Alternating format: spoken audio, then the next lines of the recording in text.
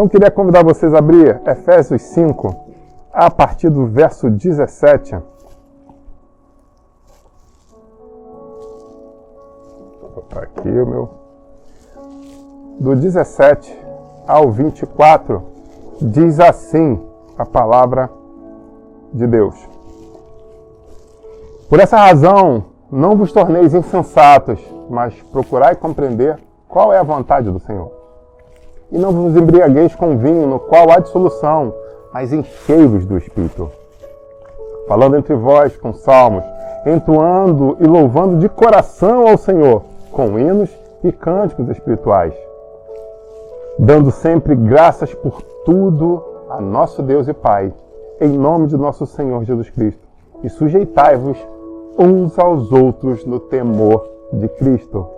As mulheres sejam submissas aos seus maridos, como ao Senhor, porque o marido é o cabeça da mulher, como também Cristo é o cabeça da igreja, sendo este mesmo o Salvador do corpo.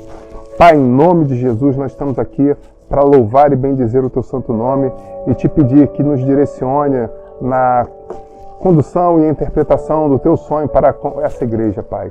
Que em nome de Jesus nós possamos buscar fazer a coisa certa, na intensidade certa, que nós possamos encaixar as palavras de uma forma correta para que o fluir do teu Santo Espírito possa ocorrer no meio da igreja e que haja transformação, cura e libertação em nome de Jesus.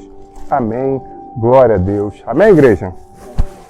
Qualquer coisa, eu queria convidar você a olhar para a pessoa do lado, aí de repente você chegou um pouco depois, dá uma boa noite para ela aí, salve ela com a paz do Senhor Jesus Cristo. Nosso Deus é muito bom. Glória a Jesus. Aleluia.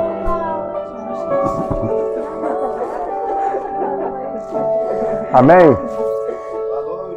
Bom, a mensagem dessa noite, a mensagem dos Dias dos Namorados, vai falar que a independência gera escravidão. Opa! Vamos de novo. Nessa noite, no Dia dos Namorados, deixar bem gravado na internet, né? Shalom Adonai, igreja, estamos aqui para celebrar mais um culto num dia que chama um Dia dos Namorados. Texto, Efésios 5, que a gente já leu, vai falar por título, a independência gerando escravidão. Fica meio confuso. Vamos ver se esse negócio dá certo ou não. O que acontece? O texto que a gente deu de Efésios nos mostra que nós devemos fazer parte de um corpo. Nós devemos estar conectados a algo. E eu pergunto, o que mais o texto nos disse? Que nessa conexão, onde vão haver artelhos, vão haver órgãos, vai haver uma construção, vai ser colocado pele sobre ela. A Bíblia chama isso tudo de corpo de Cristo. E se é o corpo de Cristo, a própria Bíblia nos fala que neste corpo ele se coloca numa posição única e exclusiva. E que posição é essa? Ele é o cabeça. E é interessante que é só olhar para quem me conhece, imaginar um homem desse tamanho. Eu tenho um braço com uma quantidade de força, eu tenho uma perna com quantidade de força, eu tenho uma capacidade pulmonar que me permite correr uma quantidade de tempo, cada vez melhor, aleluia. Mas o fato é, se a minha cabeça falar, deita, o que o corpo vai fazer? Vai deitar. Se o corpo falar, poxa, eu quero malhar, e a cabeça falar, pizza, o que eu vou fazer? Eu vou apanhar da minha mulher, porque minha mulher vai me bater. É fácil. Só vai botar de castigo, né? Vai sumir o cartão de crédito da minha carteira, né? Mas a cabeça fez o quê? Porque me ama, glória a Deus. Então a cabeça faz o corpo muitas vezes desvirtuar. Ou, em contrapartida, você pode estar sentindo, como nós comentamos aqui antes, medo. As pernas podem estar trêmulas, mas a cabeça pode fazer o quê? Não temas. Levante-se, se posicione e faça o que você foi treinado para fazer. E com isso a cabeça tira esse medo do corpo. Amém? Então a cabeça traz literalmente o norteamento para onde nós devemos ir. Então eu começo fazendo uma pergunta.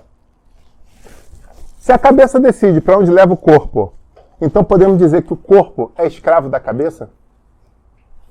Filosófico. E aí? O corpo é escravo da cabeça ou não? Perguntei para você. Eu diria dependente. Dependente? Vamos então trabalhar exatamente isso essa noite. Há ou não há uma escravidão, uma dependência? O que ocorre com o corpo em detrimento dessa conexão com a cabeça propriamente dito? E na igreja, o que acontece com a verdadeira conexão com a cabeça que é Cristo? Amém? Bom, quando eu aceito Jesus como meu Senhor e Salvador, quase que em todas as igrejas vão fazer essa oração. Você aceitou Jesus como Senhor e Salvador. Qual é o fundamento disso?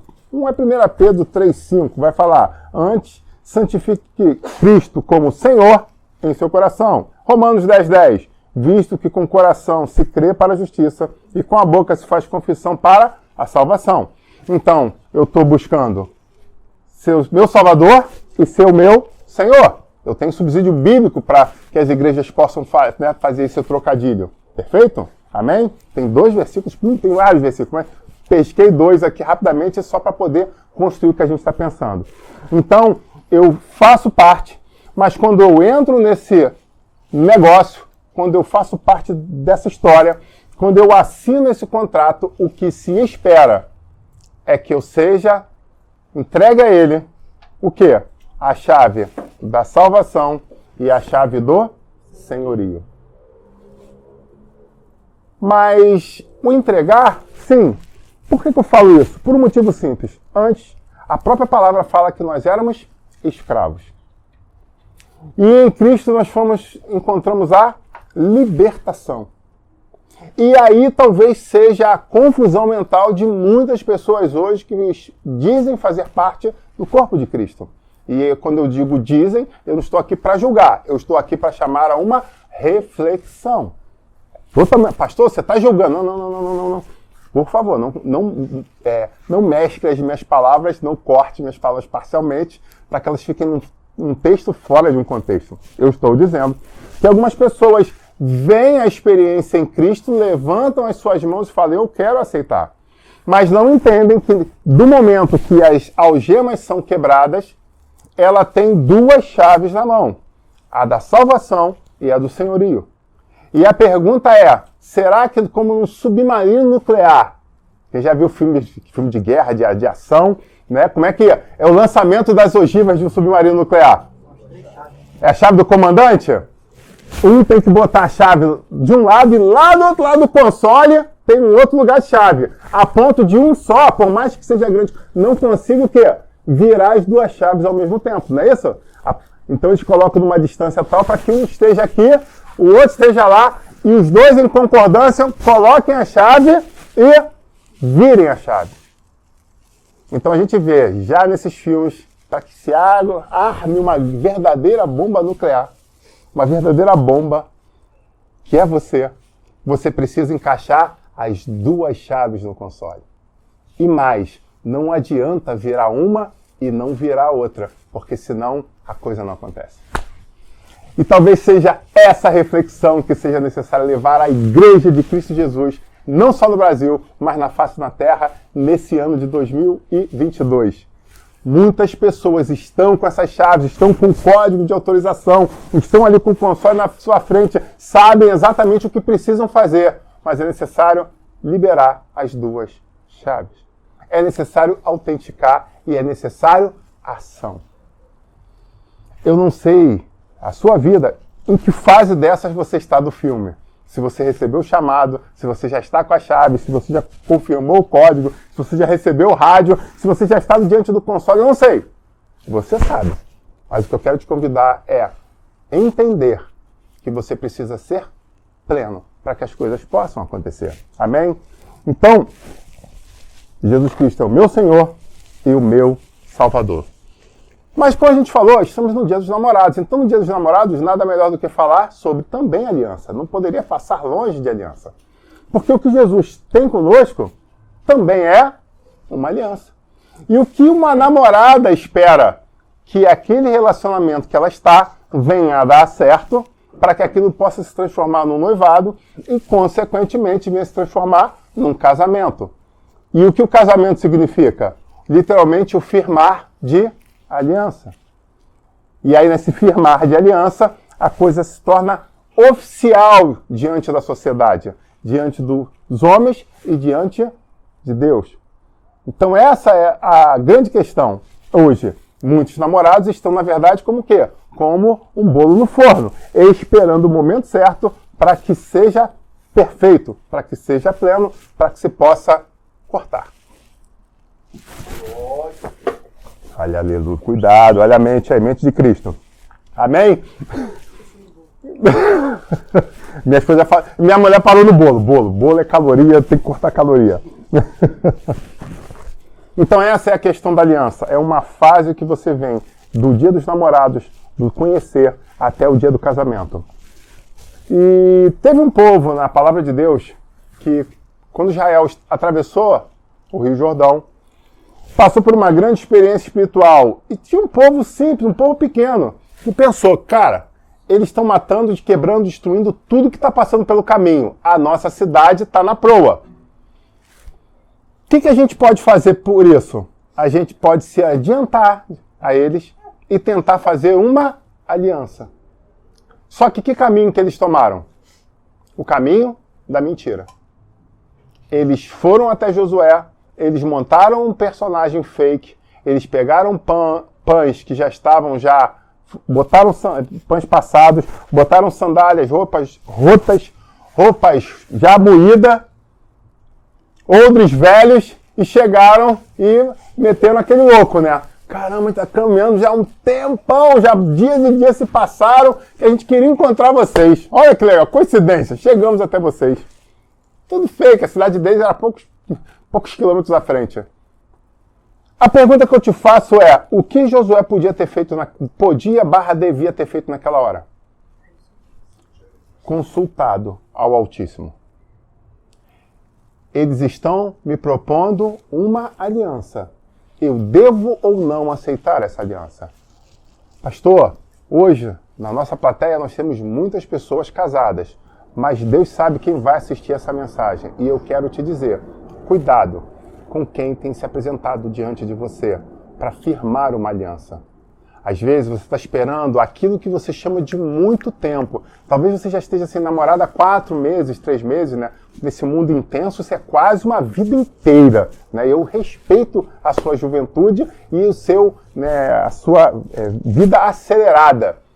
Mas muito cuidado, porque alianças são coisas muito sérias.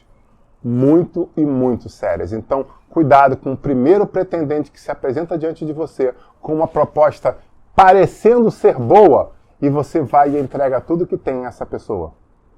Israel, literalmente, como dizem na gíria nos dias atuais, deu mole. Permitiu-se levar pelo que estava vendo e firmou aquela aliança. Fato é, depois de firmar a aliança, logo depois descobriram que tinham sido enganados. Josué fica muito bravo com aquilo e declara que eles seriam escravos de Israel dali para sempre, por causa dessa mentira que eles tinham colocado. Mas a própria Bíblia nos fala que pouco tempo depois, outros reis, sabendo que eles tinham feito uma aliança, se tinha sido mentirosa ou não, não importava, que eles estavam aliançados com aqueles que eles chamavam de inimigo, o que eles decidiram? Vamos esquentar nossas espadas, vamos esquentar os nossos tendões com quem? Direto na guerra principal? Não, vão matar os aliados dele. Porque se a gente passar por eles, é só pensar em estratégia de combate. Se eu passar por ele aqui e começar a entrar em guerra, já que eles são aliançados, o que vai acontecer? Eles podem vir por trás e me prejudicar. Então, já que a gente vai passar por lá, a gente já mata todo mundo e depois segue, a gente treina um pouco, dá uma esquentada e depois segue o caminho. Perfeito? É lógica de combate.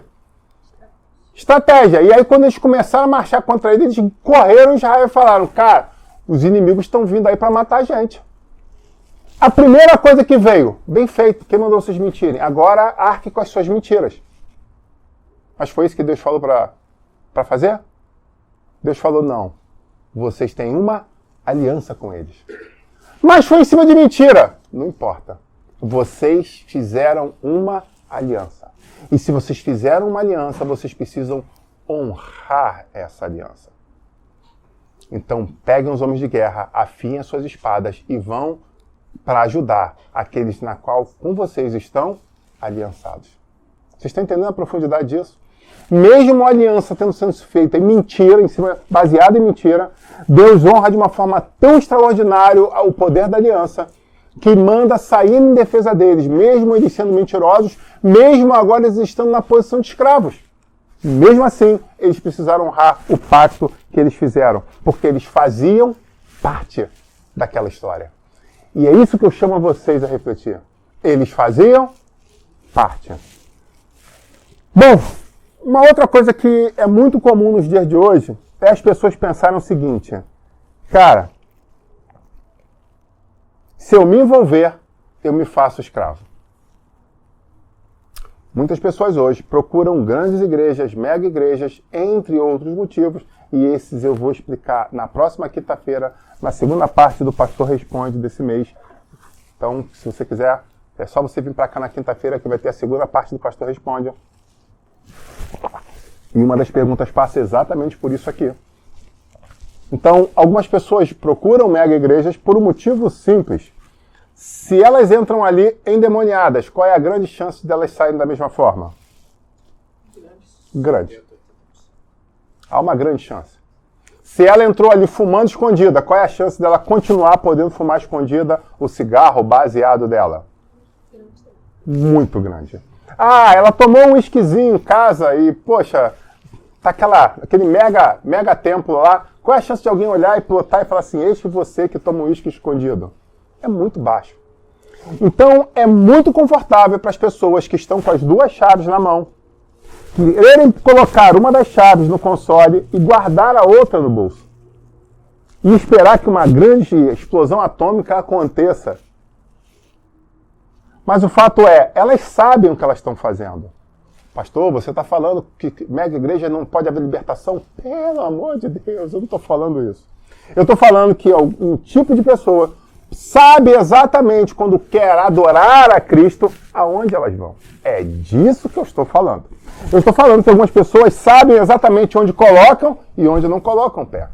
Eu lembro uma experiência muito interessante que eu passei com o Diácono Kleber, onde nós chamamos um amigo nosso em comum para estar aqui conosco num culto, e ele foi muito claro e falou assim, eu tenho que fazer um jejum com o Senhor, eu tenho que resolver uma coisa que está em aberto na minha vida antes de pisar lá. Eu falei, como assim? E ele era presbítero da igreja. Ele falou assim, como assim?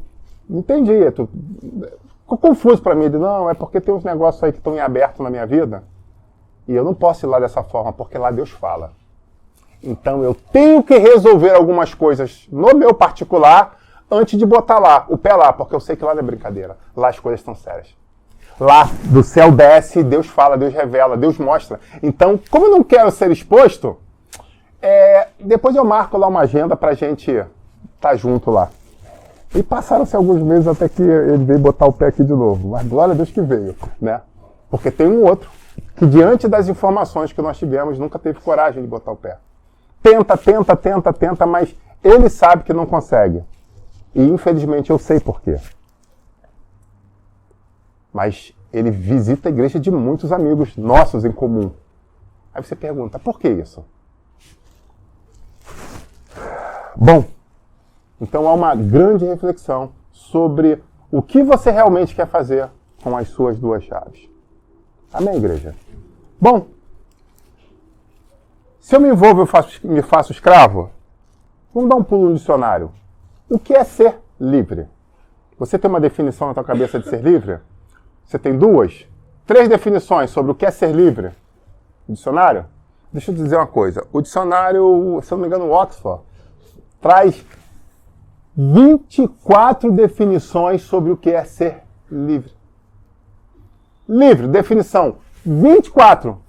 Isso é livre, isso é ser livre, isso é ser livre, isso é ser livre. Ser livre é isso aqui, ser livre é isso. Sentido grato, sentido jurídico, isso é livre, ser livre, ser... Tem um monte de coisas que está escrito no dicionário sobre o que é ser livre. Uma delas é que não é prisioneiro, que goza de liberdade física. Pô, legal, pastor. E aí eu estava refletindo sobre isso. Por que 24 definições? E aí, enquanto eu orava sobre isso, tentando entender, Senhor, por que o Senhor me levou para esse lado aqui? Me veio uma introspecção. Algumas igrejas ensinam muitas coisas.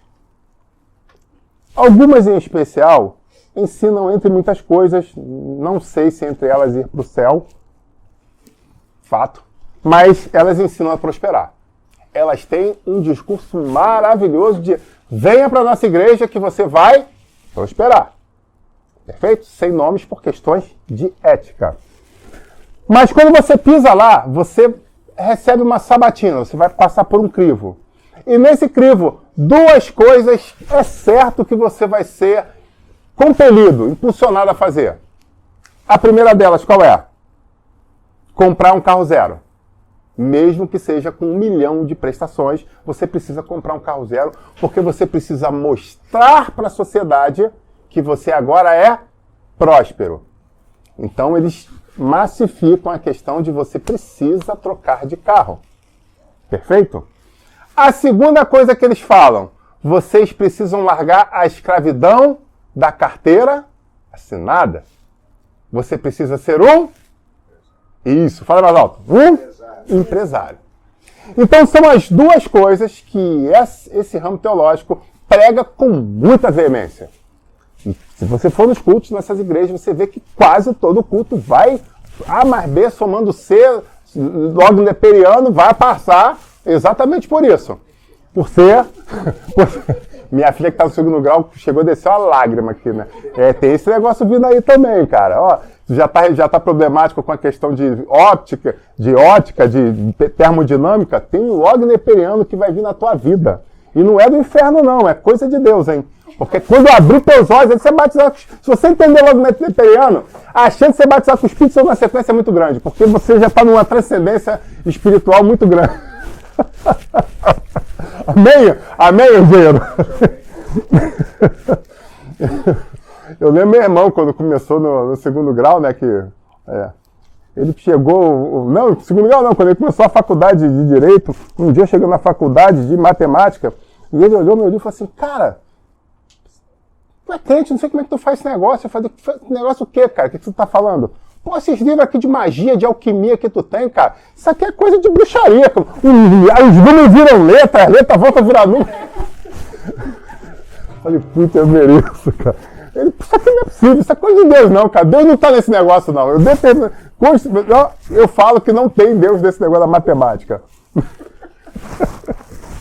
Mas o fato é, eles colocam não para você ser um matemático, mas eles colocam que você precisa ser um empresário.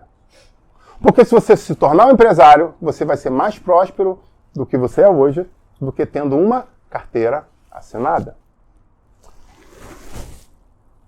Mas aí vem a grande reflexão sobre a independência como a escravidão. Será que realmente, quando você se torna um empresário, você se torna uma pessoa livre? Ter seu próprio negócio, agora ser dono do seu próprio nariz, acordar meio-dia e ir trabalhar o dia que você quer, é assim que funciona? A Sofia, de 11 anos, está balançando a cabeça lá de trás, ó. Não é assim.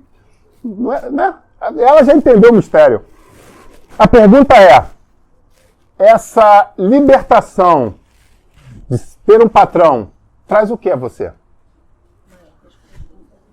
Primeira coisa, te traz uma muito maior responsabilidade. Nós temos ali um empresário, um gerente de si mesmo. Imagina, você todo dia, não, eu gosto de ir para lá, 9 horas da manhã, não tá dando, é muito cansativo, eu vou começar em 1 da tarde. Pegar de umas 5.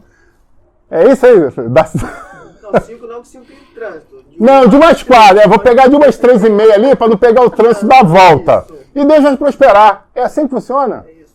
É isso?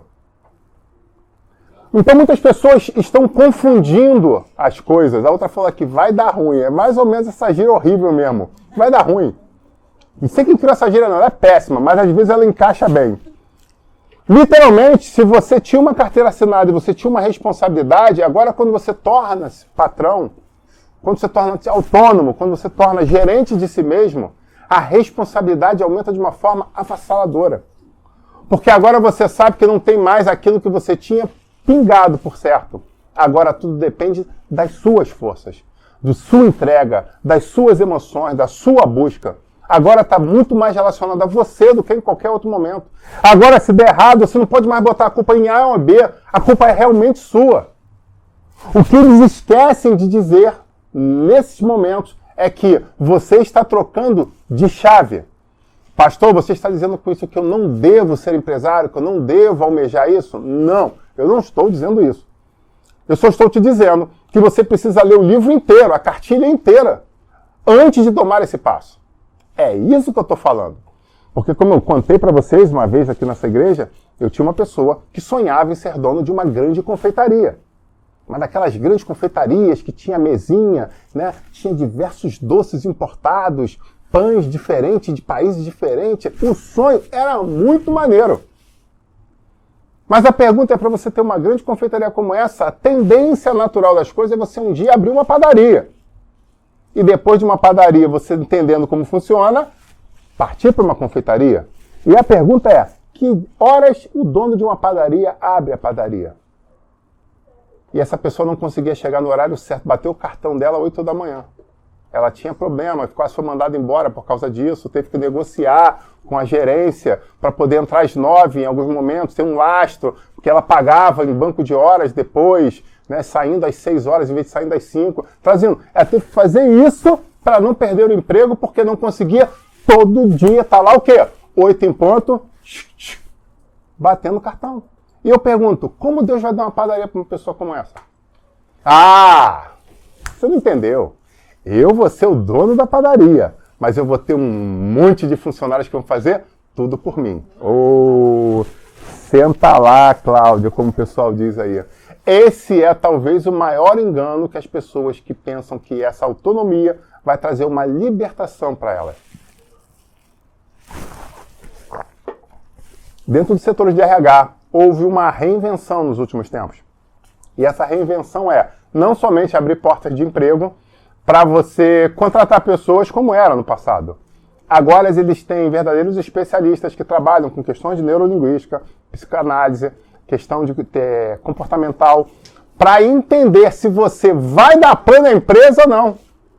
E deixa eu te contar uma coisa. Hoje tem muita gente desempregada, mas eu vou te dar uma notícia muito complexa. Existem diversas portas de emprego que estão abertas e que não são ocupadas. Você fala, mas pastor, isso é louco. Tem diversas portas de emprego, tem diversas empresas que estão implorando para que venha gente trabalhar, para ser aquele que abre a padaria às 4 da manhã para você poder ficar dormindo. Eu pago até bem por isso, mas não tem essa pessoa. Porque as muitas pessoas que estão desempregadas não estão habilitadas.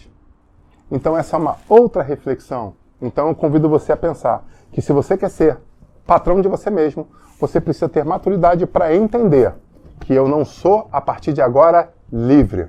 Talvez você se torne um verdadeiro escravo do teu sonho. Talvez você tenha agora que se envolver de uma forma que você nunca nem imaginou. Talvez agora você tenha que pagar um preço que você não pensou. Pois se eu não vender, já era. Se eu não abrir 5 da manhã, já era. Se eu tirar férias, que férias? Já era. Traduzindo, você conseguiu uma libertação ou não? E é nesse momento que eu paro, dou uma break nessa mensagem e eu quero literalmente migrar para o corpo de Cristo. Porque se você não entendeu, é disso que eu estou falando. Muita gente está nesse sonho da liberdade. Eu fui liberto em Cristo, as amarras foram quebradas, agora eu recebi aquelas 2 pacotes com aquelas 2 chaves e eu boto a cara lá de fora e falo, uau, eu agora sou livre, eu sou liberto, Jesus me libertou lá dentro, tá beleza. E o que eu faço? O que eu faço com essa tal liberdade, como cantava uma música romântica dos anos, sei lá, do milênio passado, né? O que eu faço com essa tal liberdade? Porque agora eu tenho ela, tá na mão, as 2 chaves estão na minha mão, mas o que eu faço com ela? E eu vou dizer para vocês que é aí exatamente onde muitas pessoas estão sendo enganadas. Satanás se especializou agora em roubar exatamente essas pessoas que foram, em princípio, libertas. Dizendo para vocês, você foi escravo. Você foi meu escravo, mas agora não. Agora você está numa outra. Você está livre. Agora você tem as chaves na mão. Cuidado, hein? Cuidado, senão vão roubar tuas chaves. E você vai ser escravo de novo. Então ele não faz mais aquele contraponto como fazia agora. Volta para mim, volta para o meu... Não, ele agora quer que você faça como? Fica no meio do caminho. Porque quem fica no meio do caminho, lá no fundo, lá no final, eu tenho uma comanda aqui que eu vou saber como cobrar. Pode ficar no meio do caminho, não tem problema. Essa talvez seja a maior estratégia espiritual dos dias atuais. O inferno não quer você de volta lá. Ele quer você no meio do caminho. Porque se você voltar para cá, diante de tantas experiências que você já pode ter tido lá, pode ser que você possa fazer a cabeça de outros para depois que você voltar de novo, levar junto. Então faz o seguinte, fica no meio do caminho, que você pensa que está livre. De vez em quando eu te dou até uma assombrada aqui, faço um negocinho aqui para você se assustar, mas aí depois eu saio para você pensar que venceu, mas no fundo, a gente se encontra lá no final. Quando a gente abre o mesmo dicionário e digita lá a palavra escravo, olha que interessante. Livre tem 24 definições sobre o que é ser livre. Traduzindo, eu preciso de 24 coisas diferentes para você entender a liberdade. E quando fala de escravidão? São só 6. Eu não preciso ficar explicando muito o que é ser escravo. Eu não preciso ficar te ensinando muito o que é ser escravo. Mas para ser livre, eu preciso gastar um tempo para tentar colocar na tua cabeça o que é ser liberto. O que é viver uma vida de liberdade. É muito mais difícil de fazer entender isso. Sabe? A quarta definição das 6, eu achei muito interessante e eu queria dividir com vocês. Fala que ser escravo, além daquelas óbvias que você já sabe, uma delas é amante extremamente dedicado ou amigo fiel. Vocês sabiam que essa é uma das definições de escravo? E é exatamente por isso, quando a gente entende a língua de uma forma macro, a gente entende o que a Bíblia fala, algumas palavras-chave. Nós decidimos entregar a Jesus a nossa salvação e o senhorio das nossas vidas, para que nós nos tornemos escravos de Cristo. Mas que tipo de escravo eu vou ser? Eu vou ser um escravo amante, extremamente dedicado. Literalmente para quem? Para um amigo fiel. Não é a escravidão de subserviência, de cravos, de chicotes, não é isso, de jugo. É literalmente você viver uma escravidão de amizade, de fidelidade.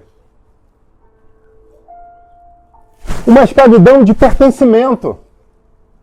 Porque foi isso que aconteceu com os gibeonitas. Eles deram mole, eles foram, articularam, fato. Mas o fato é, do momento que havia uma aliança com eles, nada mais podia tocar neles antes de falar com seu fiel amigo. Eles podiam ser cortadores de lenha. Estavam lá na labuta, pegando água, estavam ralando. Deram mole.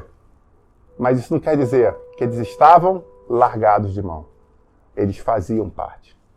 Então existia uma fidelidade, existia um cuidado para com a vida deles. E é isso que Cristo nos chama quando nós temos essas duas chaves na mão. Você confia em mim? Você confia em mim? Então coloque as chaves aqui. Vamos virar juntos. Confia que vai dar certo. Mas eu não sei, se eu apertar esse botão, eu não sei para que lado vai ser disparado, eu ainda não sei. Você confia ou você não confia? Sabe, os apóstolos estavam num barco. Jesus, a palavra diz que ele ficou para orar mais um pouco e falou que encontrava eles do outro lado, mas uma tempestade pegou eles no meio do mar da Galileia. E eles estavam ali desesperados, quando de repente viram aos seus olhos, um fantasma vindo.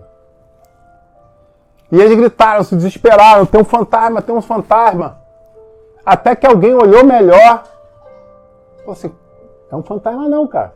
É Jesus. O quê? Cara, aquele ali é Jesus. Ele não falou que ia encontrar a gente do outro lado, ele só nos explicou que estava vindo. Por quê? Porque está vindo andando em cima da água. O quê? Aí todo mundo... Ele tá... Caramba, é Jesus mesmo, não é um fantasma. Graças a Deus nós estamos salvos. Nós não vamos mais a pique, não vamos morrer. Jesus está chegando. Talvez a tua vida esteja exatamente assim. Você esteja dentro do barco, você esteja até perto de pessoas que, em princípio, te trazem segurança. Mas essas pessoas estão fazendo o quê? Essas pessoas estão se abraçando e chorando contigo.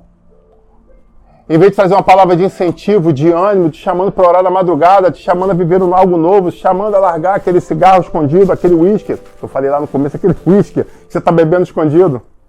Está te chamando a viver coisas novas e tremendas, coisas profundas, coisas lindas. Mas aqueles homens estavam juntos. E aí você pensa, eles estavam juntos, todos indo a pique. Mas eis que Jesus se aproxima do barco. E essa é a pergunta que eu te faço. Jesus está se aproximando do barco essa noite. E talvez você já tenha reconhecido que é Ele. Mas a pergunta que eu te faço é o que você quer fazer?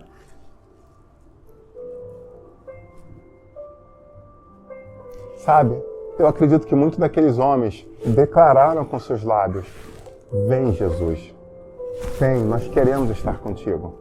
Nós queremos que o Senhor faça parte conosco. Nós queremos que você entre nesse barco. E isso era lícito? Claro que era lícito. Isso era bom? Claro que era bom. Isso era maravilhoso? Talvez fosse até maravilhoso. Mas se eu botasse que acima de maravilhoso é extraordinário, isso é extraordinário? Não. Porque eles se limitaram. Mas teve um. Que assim como Moisés decidiu viver algo diferente. E assim como Moisés decidiu entrar na fumaça e ver de perto aquilo que por mais que suas pernas tremessem, a gente leu aqui em Hebreus, por mais que ele tivesse desesperado com aquilo, ele teve coragem de romper. A tempestade ainda assolava o barco. O desespero, a nuvem, estava tudo ali em volta, todos os elementos em volta. Mas um dos homens teve uma ideia e falou, é Jesus mesmo? Então, eu já vi você fazer tantas coisas maravilhosas, queria ver mais uma. Só que dessas vezes, eu não quero ver com os meus olhos, eu quero sentir com o meu corpo. Permita-me ir até você. Porque vim até aqui, eu vou ter só mais um, mas eu quero ter algo a mais. Porque ele conhecia o que estava escrito na palavra e falava que coisas maravilhosas já tinham acontecido e outras ainda viriam. Ele falou, se tem promessa, eu quero viver essa promessa, eu quero ser o cara que experimentou isso. E aí o que Jesus fala? Desce do barco e vem até mim. Jesus está nos chamando essa noite para tomar a decisão de sair do barco. Muita gente está querendo chamar Jesus para o barco. E de novo eu falo, glória a Deus por isso. Mas você precisa decidir quem é você. Você é aquele que chama Jesus para o barco? Ou você é aquele que fala, Jesus, eu quero ir até aí onde você está. Eu quero experimentar isso que você está experimentando. Ele falou que coisas maiores ainda nós faríamos. E sabe, tem alguns teólogos que, por não permitirem se romper, de entrar na nuvem de glória, fala, não, você leu errado, isso é só para o primeiro século, isso não é para a gente. Mas quando eles declaram isso, é porque eles não acreditam no sobrenatural? Ou porque eles nunca tiveram coragem de entrar na nuvem de glória?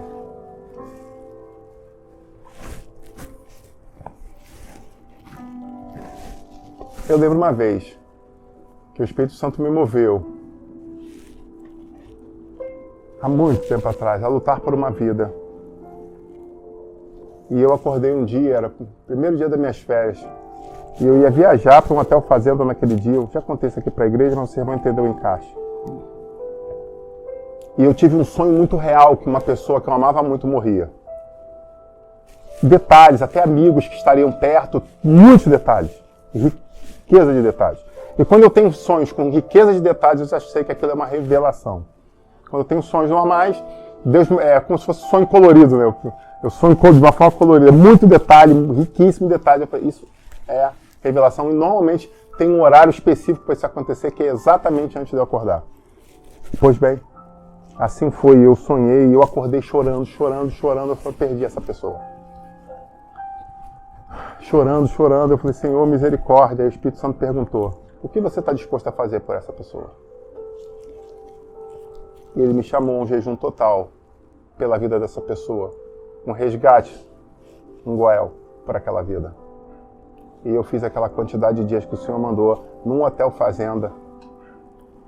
E o gerente do hotel fazenda, dono, né, que gerenciava e era o dono do hotel fazenda, ficou curioso, porque me via na piscina, me via no rio, me via pulando, me via brincando, me via subindo no pé de framboesa, acho que é o nome do bagulho, descobri um negócio lá que chamava amora, framboesa, uns bagulhinhos gostosos, pretinhos, acho que é amora.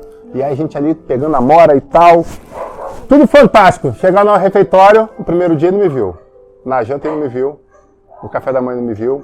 Aí ele chamou uma pessoa da família e falou assim, o que houve com... Aí ele falou assim, não, ele é pastor e ele está numa consagração. E aí ele me procurou, porque ele era evangélico. E ele falou, eu nunca vi isso. Você já está aqui há alguns dias, o que você comeu? Eu falei, olha, não queria conversar sobre, mas já que isso está te incomodando, vamos lá. Aconteceu isso. E ele se emocionou. E ele falou, verdadeiramente eu vejo um homem de Deus, porque eu não estou acostumado a ver isso. Eu hospedo muitas igrejas aqui, eu nunca vi isso, nunca vi. E aí ele ficou, eu sou evangélico há tantos anos, eu nunca vi, como assim?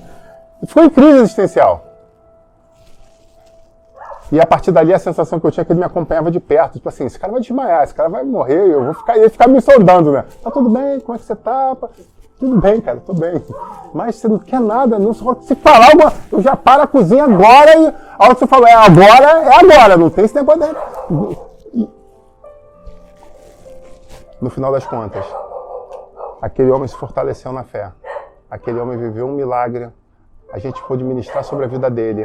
Ele viveu uma situação nova, ele fechou contratos diferentes. Esse homem viveu uma nova vida no Evangelho. E aquela pessoa que o Senhor falou, me mostrou que iria morrer, mostrou para mais 3 homens e mulheres de Deus, exatamente onde seria a morte, uma emboscada, num assalto, e essa pessoa era lutadora também, então ia reagir ao assalto, Deus mostrou nos detalhes para outras pessoas como seria. E a pergunta que foi feita é, o que você fez por isso? E a primeira pessoa falou, eu chorei. A outra, eu lamentei, eu apresentei e orei ao Senhor.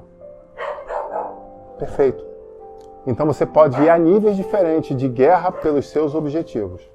Essa é a reflexão que eu trago a você.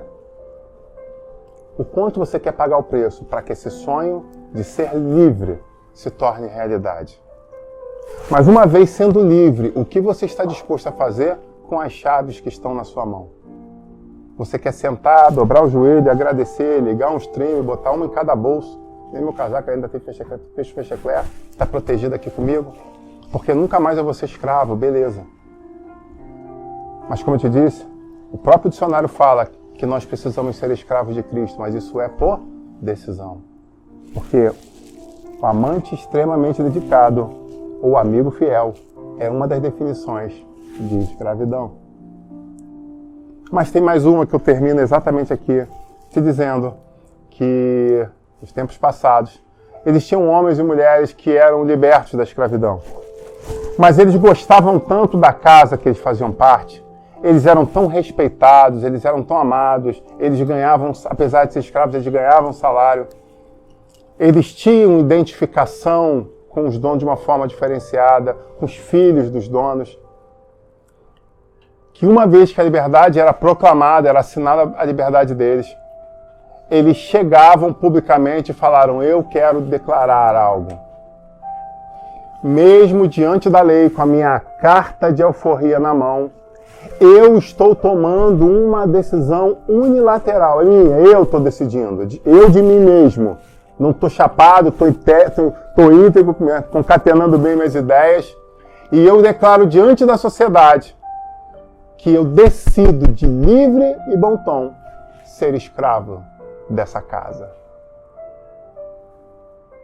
E aí o que a Bíblia fala que acontecia com esse homem ou com essa mulher?